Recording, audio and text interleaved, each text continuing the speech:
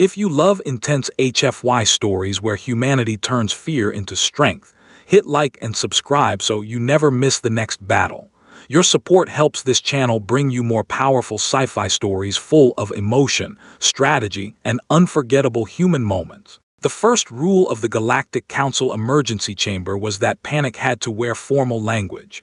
No one screamed when the signal from Alaran's reach arrived. They watched the broken transmission unfold above the Crescent command table and called it a developing extinction event, as if changing the name made it less like murder. Captain Myra Voss stood behind the human rail with her arms folded, eyes fixed on the trembling hologram.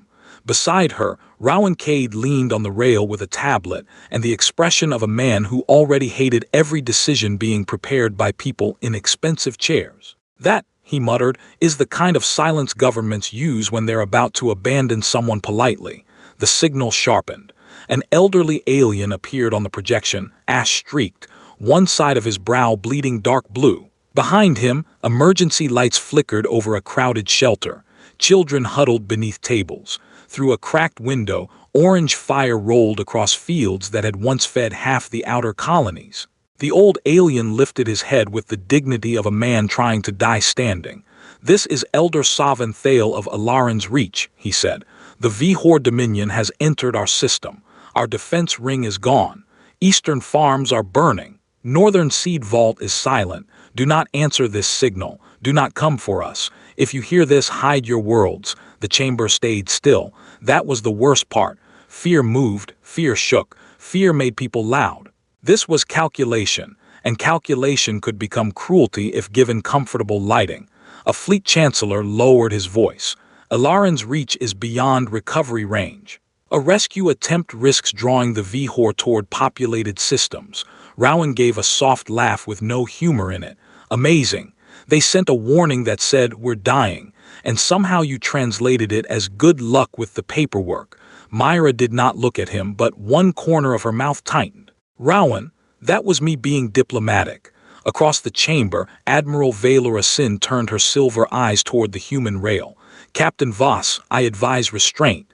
The Vihor Dominion does not raid for territory alone. They erase recovery capacity. They burn farms, seed banks, water systems, schools, and hospitals." Myra looked at the projection where Savin's image glitched, then steadied. "How long before Central Valley breach?" Sin's gaze hardened. "Perhaps 6 hours. Then we're late," Myra said.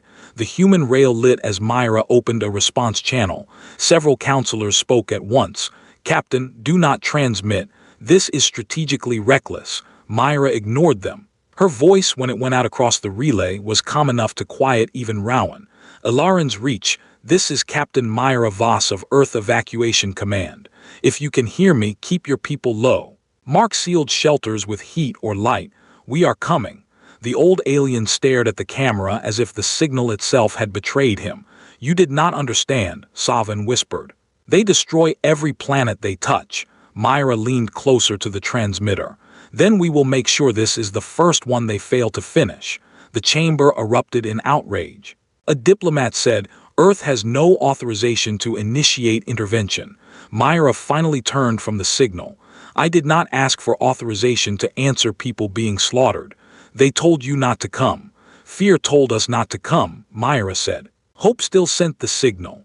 Rowan's fingers were already moving across his tablet. "Captain, colony archives show irrigation tunnels under the central farms, old waterworks, seed vault power cores, and 3 mining access cuts on the storm side." Myra's eyes shifted to him. "Usable?" Rowan made a face. "Ancient, unstable, probably full of mud, broken pumps, and structural decisions made by optimistic farmers. So usable." "Tragically, yes." Admiral Sin stepped closer. "You cannot defeat a Dominion raid with evacuation ships." Myra met her gaze. "I am not sending evacuation ships to defeat them. I am sending them to steal their victims." For the first time, Sin did not answer immediately. Myra looked back to the broken projection.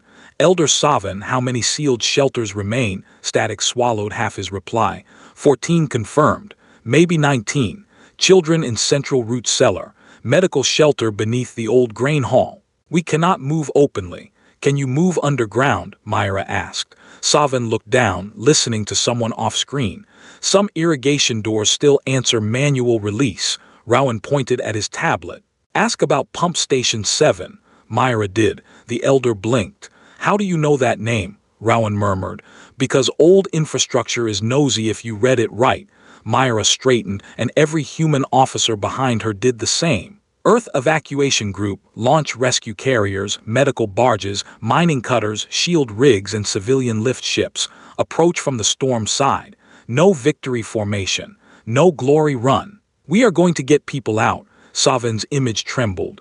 Captain, we called so you would run. Myra's voice softened but did not weaken.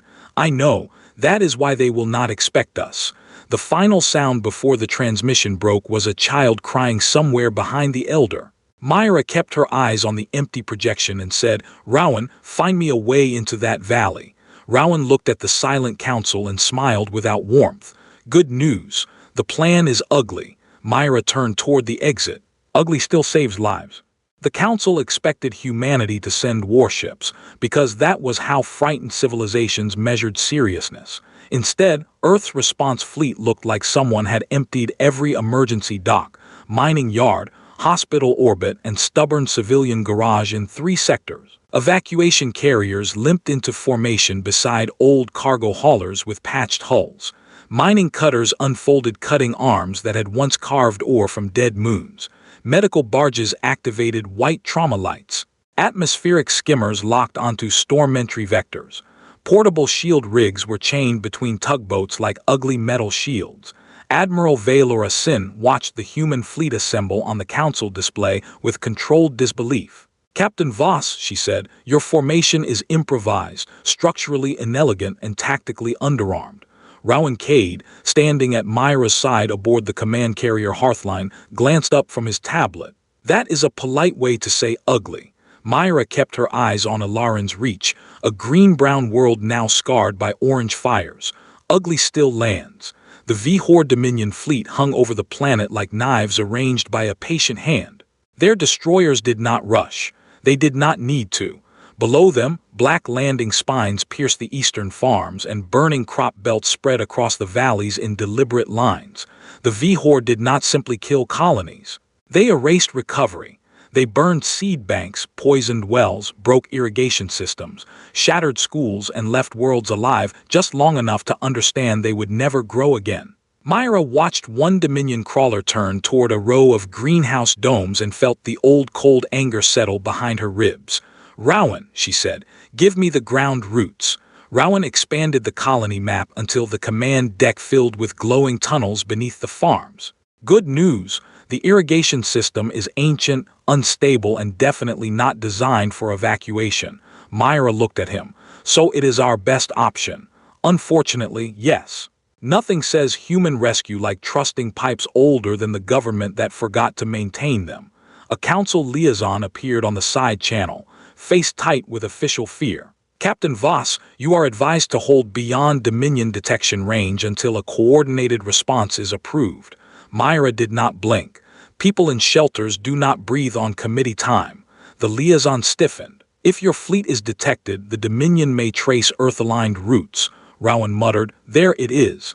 The galaxy's favorite survival strategy. Hope someone else is quieter while dying.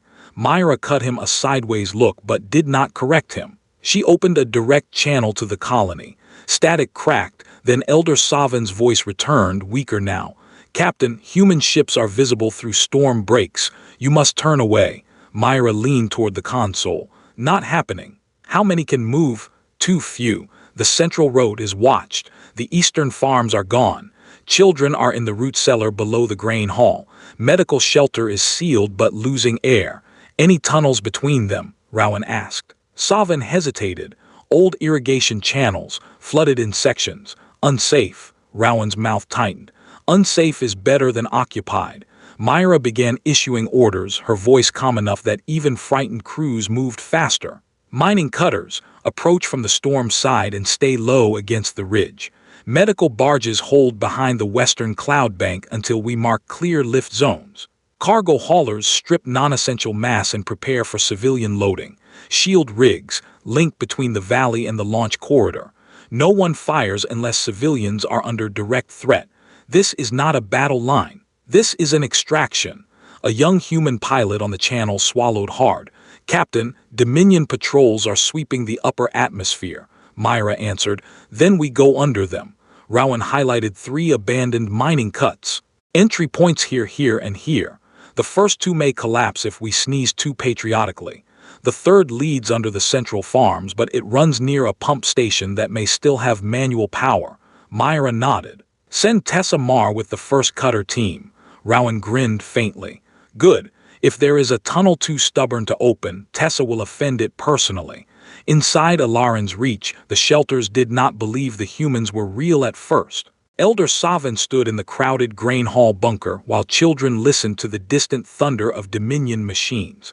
Ari Valen, small and dust-covered, clutched the sleeve of a younger child and looked up at him. Are they soldiers? Savin closed his eyes for one breath.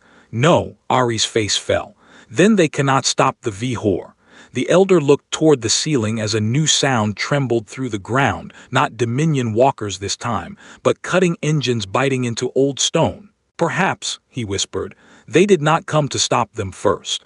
The first human mining cutter entered the storm behind Alaran's western ridge and nearly broke apart before it touched ground. Its hull screamed under atmospheric shear. Warning lights flooded the cockpit. Tessa Marr, strapped into the forward engineer seat, laughed once through clenched teeth. Well, this planet hates visitors, the pilot shouted, stabilizers failing. Tessa slammed both hands onto the manual brace controls. Then stop asking them politely. The cutter punched through the lower storm layer and dropped into the shadow of the ridge, scraping rock hard enough to tear plating from its belly. On the command carrier, Rowan watched the signal flicker and said, touchdown, ugly but alive. Myra opened the ground channel. Team 1 status. Tessa's voice came back rough but steady. We landed. The ship is offended. I am offended. The tunnel is ahead. Myra's eyes stayed on the burning valley. Open it. The first human cutter did not enter Alaran's reach like a heroic rescue ship from a council mural. It entered sideways, scraped half its belly across the western ridge, and stopped with one landing strut buried in mud older than the colony government. Tessa Marr climbed out first, helmet lights cutting through the storm haze, and looked at the cracked irrigation gate ahead of her. It was a huge half-sunken metal arch built into the hillside, covered in roots, dust, and emergency markings faded by decades of rain. Behind her, human engineers unloaded braces, cutters, pressure seals, portable lamps, and enough ugly equipment to make the council observers whisper about disorganization. Tessa slapped the gate with one gloved hand and said, all right, Antique. We are both tired, both underqualified for this weather, and both about to become useful. On the command carrier above the storm, Rowan Cade heard her through the channel and muttered, that is why I like engineers. They flirt with infrastructure before abusing it. Captain Myra Voss stood over the main tactical display, watching Dominion walkers burn their way through the eastern farms. The Vihor did not move like raiders. Raiders hurried. The Dominion advanced like they owned the ending already. Their black machines crossed fields in straight lines, firing into greenhouses, grain towers, water pumps, and seed vault access roads. They were not only killing a colony, they were killing the idea that it could ever return. Myra's eyes narrowed. Rowan, how long before they reach the central grain hall? Rowan expanded the underground map. If they keep burning at current pace, 42 minutes. If they realize we are stealing civilians through the west tunnels, much less. Myra opened the ground channel.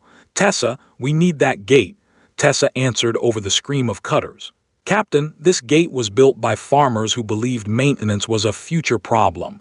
I respect them spiritually and hate them professionally. Give me 6 minutes, Myra said. You have 4. Fantastic. Cruel motivation. Inside the central grain hall shelter, Elder Savinthale listened to the ground tremble. Around him, hundreds of colonists sat in the dark with emergency cloths over their mouths. Children stayed close to the walls because the adults had told them the center of the room was safer if the ceiling cracked. Ari Valen held 2 younger children against her side and tried not to look at the sealed door too often. Elder, she whispered, the sound is closer. Savin looked toward the ceiling. The Dominion walkers made a deep metal rhythm. This new sound was different, sharper, irregular, almost impatient. That is not them, he said, though he barely believed it himself. Ari looked up. Then who? Before Savin could answer, 3 heavy knocks struck the lower maintenance wall. The shelter froze. Another 3 knocks followed. Then a muffled human voice came through the metal. Anybody alive on the other side? Knock twice if you are tired of being abandoned. For one breath, no one moved. Then Ari grabbed a loose pipe and struck the wall twice with all the strength in her small arms. The shelter broke, not into panic, into sound. People cried, laughed, whispered prayers, and reached for each other as if the wall itself had become proof that the universe had not looked away completely. Tessa's cutter burned a glowing circle through the maintenance barrier, and a human rescue worker squeezed through the gap covered in dust and mud. He looked around at the stunned colonists and lifted one hand. "Hi, Earth Evacuation Command. Terrible weather outside. Would not recommend staying." Savin stared at him. "You came." The rescuer's smile was tired but real. "Yes, sir. We received your extremely discouraging invitation." Myra entered through the breach 3 minutes later with 4 medics and a squad of evacuation crews. She removed her helmet so the colonists could see her face, then knelt in front of Savin instead of standing over him. "Elder Thale, I'm Captain Myra Voss. We're moving your people through the irrigation spine to the western ridge. Children and critical medical first. Anyone who can walk helps someone who cannot." Savin's voice shook. "You should not have come." Myra looked past him at the children, the old workers, the injured farmers, and the seed cases stacked near the wall like sacred things. "I know," she said. "That is why they did not expect us." Ari stepped closer, still holding the younger children. "Are you soldiers?" Myra's expression softened. "Not today. Then can you fight them?" Myra glanced toward the distant thunder of the Dominion machines. "Only long enough to make sure you live." The evacuation began ugly, fast, and real. Human crews turned irrigation tunnels into escape lanes. Cargo straps became handrails. Medical stretchers slid over old water tracks. Farm lanterns were tied to pipes. Rowan guided them from orbit, rerouting groups every time Dominion scans swept too close. "Group 3, stop at the blue valve and duck left," he said. "If you smell burned algae, congratulations, wrong tunnel. Turn around." A colonist on the channel gasped. "How do you know our tunnels better than us?" Rowan answered. "Panic in old maps." "Mostly panic." Myra moved at the rear of the first group, refusing to leave the shelter until the last children entered the tunnel. Above them, the grain hall shook as a Dominion walker turned toward the western district. On the carrier, alarms flared. Rowan's voice dropped. "Captain, they noticed." Myra looked down the dark tunnel where the first civilians were finally moving. "Then we make them chase the wrong thing." The Vihor Dominion understood conquest, but for the first time in generations, conquest did not behave correctly. Their walkers reached the western grain road and found empty homes, cold cooking fires, abandoned tools, and farm machines still running in useless circles to create false heat trails. Their raiding drones entered the school dome and found desks tipped over, lights flickering, and no children. Their destroyers scanned the valley and saw movement everywhere, but every time they fired, the targets turned out to be tractor engines, irrigation pumps, heated metal barrels, or cargo haulers driving themselves in circles like drunk ghosts. From the command carrier hearthline, Rowan Cade watched Dominion targeting beams chase another empty combine across a field and said, "I have to admit, watching a planet-killer civilization get bullied by farm equipment is healing something in me." Captain Myra Voss did not smile, but her eyes stayed sharp on the evacuation map. "How long before they understand?" Rowan's fingers moved across the controls. "They are cruel, not stupid. Give them 3 minutes before they stop shooting tractors and start shooting tunnels." On the ground, the first civilian groups moved through the irrigation spine in slow lines. Children walked between human medics and alien farmers, hands on the shoulders ahead of them so no one got lost in the dim blue work lights. Elder Savin Thale helped carry a seed case against his chest like it was a sleeping child. Ari Valen kept the younger ones quiet by whispering the old planting song under her breath, the same song that had been in the background of the warning signal. Myra moved at the rear with 2 rescue officers, checking every side passage before letting the next group pass. A colonist looked at her and whispered, "Captain, are your people always like this?" Myra glanced at a human engineer who was using a broken shovel handle to hold open a pressure door while arguing with it personally. Only when someone tells us something is impossible. The Dominion adapted faster than Rowan hoped and slower than Myra feared. Their walkers stopped chasing false heat signatures and turned toward the ground itself. Black lance fire punched into the fields, not at people, but at the irrigation grid beneath them. The first tunnel tremor threw Ari and 3 children to their knees. Dust fell in sheets. A pressure light turned red above the passage. Rowan's voice snapped through every human channel. They figured out the tunnels. All groups shift to secondary paths. Avoid main water spine. Repeat, avoid main water spine. Myra looked at the map projected on her wrist. Group 6 is still inside. Rowan went quiet for half a second, which told her the answer before he spoke. Group 6 includes Ari, 27 children, 4 injured adults, and Savin's lower shelter team. The tunnel behind them just collapsed. Myra stopped walking. Root, Rowan pulled up old colony scans, his voice tightening. There is one. Root cellar system under the old seed vault, then through a maintenance throat into the Central Valley spine. Risk, it was marked unsafe 40 years ago. Current risk, Rowan, he exhaled. Bad enough that I would normally make a joke to avoid saying fatal. Myra turned to the rescue team behind her. I need 2 volunteers and cutting gear. One medic immediately stepped forward. Tessa Marr's voice broke into the channel from the western gate. Captain, don't you dare go into that root cellar without an engineer. Myra said, you are 3 kilometers away, and deeply offended by your lack of patience. Rowan cut in. Tessa, I can route you through Pump Station 7 if you enjoy flooded stairs and questionable life choices.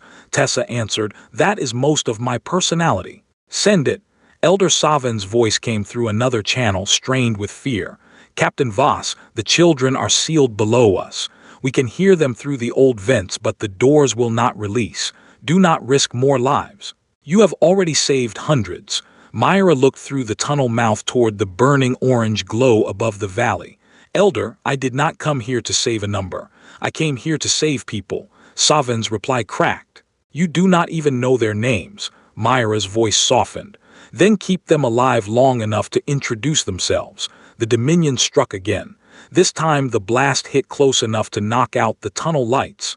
Children screamed somewhere beyond the collapsed section, muffled by stone and old metal. Ari's voice came faintly through the emergency channel, trying to sound older than she was. We are okay, I think. The little ones are scared. Myra lowered herself beside a vent grill and spoke clearly. Ari, this is Captain Myra. Listen to me. Keep everyone sitting low. Do not let anyone push against the sealed door. Can you still sing? There was a pause. Sing. Yes, quietly. Keep them breathing together. We are coming. Ari's voice trembled, but then the old planting song began again, small and brave in the dark. Rowan's display filled with red warnings as Dominion units converged above the Central Valley. Admiral Sin's voice entered the command channel from orbit, controlled but urgent. Captain Voss, Dominion walkers are collapsing your extraction grid. Withdraw with the groups already recovered. Myra stood and took the cutting torch from a rescue officer.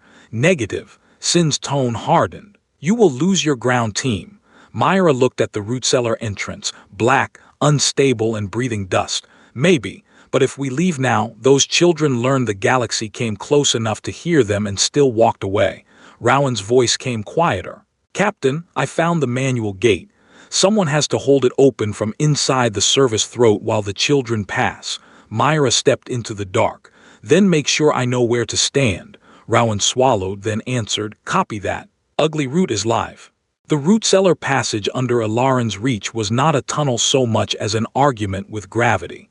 Its ceiling sagged in places where old roots had grown through cracked support ribs, and every few steps dust slipped down in thin curtains that made Captain Myra Voss count the seconds between tremors. She moved first with a cutting torch in one hand and a pressure brace strapped across her back, followed by 2 rescue officers and Tessa Marr, who had arrived through Pump Station 7 soaked from the waist down and furious at several pieces of infrastructure. Captain, Tessa said, ducking under a bent pipe, I would like it recorded that this route is offensive. Myra kept moving.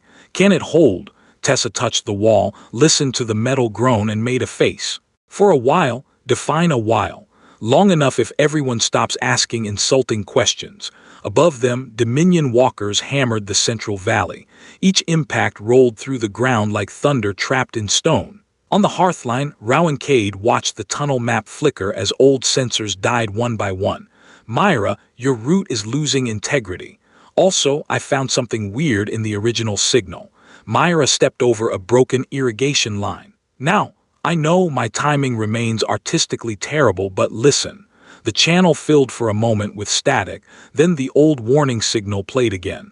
Elder Savin's exhausted voice came through first, telling the galaxy not to come. Behind him, faint and trembling, children sang the planting song. Myra slowed. Rowan, yeah, he said quietly, it is not random. The rhythm changes every few seconds. I thought it was fear. It is not. Ari and the children are keeping time with the shelter pressure knocks. Myra stopped at a sealed junction where 3 old passages split into darkness. Can you use it? Rowan's voice sharpened with focus. Already doing it. The shelter vents pulse when the backup seals flex. The children matched the rhythm without knowing they were giving us a location. Left passage, then lower right at the broken pump marker. The buried chamber is not where the colony map says it is. Tessa looked at Myra. Children just outperformed the archive. Myra's eyes softened for half a second. Children usually do when adults stop listening. She opened the left passage and pushed forward. Inside the trap chamber, Ari Valen sat with her back against a cold wall and the younger children gathered around her. The air tasted thin. The emergency lights had faded to a weak amber line. Elder Savin was somewhere beyond the blocked door, calling through vents when he could, but even his voice was growing distant under the blasts above. A little boy beside Ari whispered, "Are the humans still coming?" Ari wanted to say yes with the certainty adults used before the world broke, but she had seen too much fire through the grain hall cracks. She swallowed and kept singing instead. The old planting song shook in her throat. Another child joined her, then another. The rhythm held them together while the room slowly ran out of air. Myra heard the song before she saw the chamber. It came through the wall faintly, not pretty, not strong, but alive. She placed one hand against the metal and closed her eyes. Ari, if you can hear me, keep singing. The song stopped for one frightened second. Then Ari's voice came back, louder, breaking on the notes. Myra nodded to Tessa. Here. Tessa set the cutter teeth against the wall. Everyone back from the heat line, Myra called. Ari, move the children away from the sound. Ari shouted something inside. Small voices scrambled and Tessa cut. The wall opened into smoke, dust, and thin air. Myra climbed through first before the edge had fully cooled. Ari stared at her with wide eyes, one arm wrapped around a toddler. Myra took off her own emergency oxygen mask and pressed it over the child's face. Ari whispered, "You are real." Myra crouched in front of her. Very inconveniently, yes. Ari looked past her. Are you here to fight the V-Whore? Myra shook her head. No, we are here to make sure you live long enough to outgrow them. Ari's face crumpled, but she did not cry. She helped Myra lift the smallest children toward the breach. The evacuation through the service throat became a fight against second. Tessa braced the failing gate with both shoulders while rescue officers passed children through one by one. Myra stood inside the chamber until the last child crossed. Rowan counted from orbit, voice tight. 28 children out, 4 adults. Myra, I still have one life sign in the rear corner. Myra turned and found Elder Savin collapsed behind a storage frame, one hand still clutching a seed case. He looked up at her through dust. I told you not to come. Myra hauled him upright. You did. We were rude. They dragged him through as the chamber ceiling finally gave way behind them. The rescue team fell into the main irrigation spine covered in dust and alive. For one breath, there was only coughing, crying, and stunned relief. Then the sky above the valley turned white through every cracked vent. Rowan's voice dropped into the channel. Captain, Dominion Fleet is charging a planet killer array. Admiral Sin followed, grim and urgent. All human vessels must withdraw. No colony survives that weapon. Myra looked at Ari, at Savin, at the children still clutching seed cases like futures in their arms. How many still on the ground? Rowan answered softly. Too many. Myra stood, wiped dust from her face and said, Then we are not done. The Dominion planet killer did not look like rage. It looked like patience. Above Alaran's reach, the Vihor warship spread into a black crescent, each vessel locking into position with ritual precision while a white line of energy gathered between them and pointed down toward the central valley. On the ground, Captain Myra Voss stood in the irrigation spine with dust on her face, blood at one temple, and Ari Valen's small hand gripping the sleeve of her rescue jacket. Around them, children, farmers, medics, and exhausted human engineers stared up through cracked vents as the sky turned brighter than daylight. Admiral Valora Sin's voice came over the channel, controlled but no longer distant. "Captain Voss, the weapon will fire in 9 minutes. You have rescued more than any projection allowed. Withdraw." Myra looked at the survivors still being moved through the tunnels, then at Elder Savin clutching the seed case to his chest. "Projection did not come down here," she said. "We did." Rowan Cade's voice cut in from the hearthline fast and sharp. "Captain, I have an ugly idea." Myra almost smiled despite everything. "I was wondering when you would ruin my day constructively." Rowan expanded the tactical feed across every rescue helmet. "The colony still has weather control towers in the western farms, irrigation vapor pumps under the valley, mining dust charges near the old quarry, and our portable shield rigs are already chained between the haulers. If we fire all of it at once, we can create a false atmospheric bloom big enough to confuse the Dominion lock." Tessa Marr, kneeling beside a damaged pump relay, laughed like she hated how much she loved the plan. "That is not a shield, that is a weather tantrum," Rowan answered. "Correct, a very rude one." Admiral Sin broke in. "A bloom will not stop the weapon," Myra said. "It does not need to stop it. It needs to make it blink." The plan moved faster than fear could organize itself. Human engineers turned irrigation canals into vapor cannons. Colony farmers limped back to ancient weather towers and pushed manual levers that had not been touched in years. Mining cutters buried dust charges across the abandoned quarry ridges. Shield rigs burned hot between cargo haulers as pilots held position inside storm winds that tried to peel them apart. On the ground, Myra helped lift children into evacuation crawlers while speaking into every channel at once. "All groups move now. No luggage unless it breathes, heals, or grows food. Seed vault cases stay with medical priority. If you can carry someone, carry someone. If you can walk, help the person who cannot." Ari looked up at her.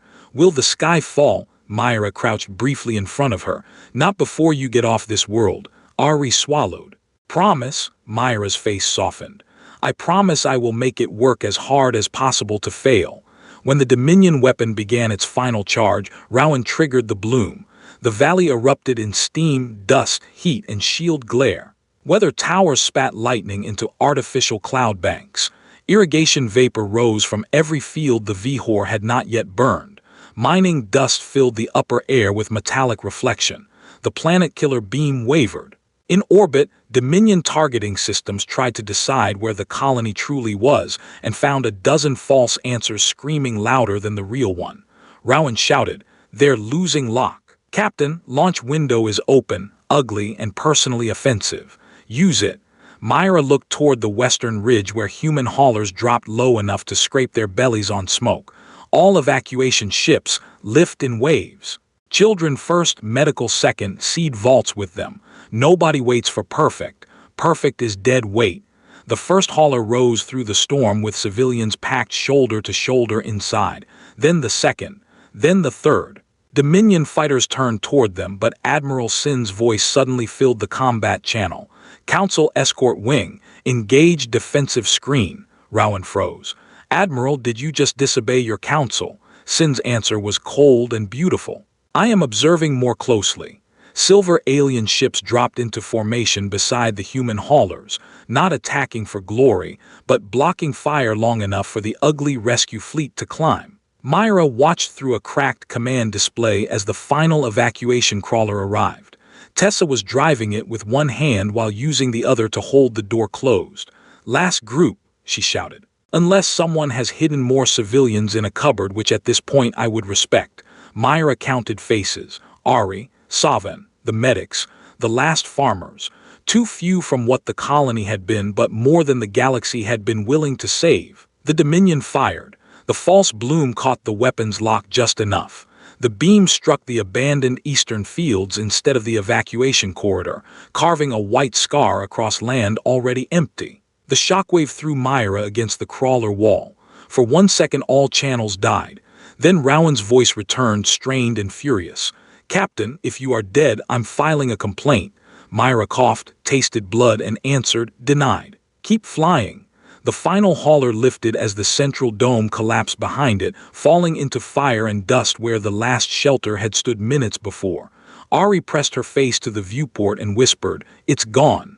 Elder Savin held the seed case tighter. Myra looked at the burning valley. "No," she said quietly.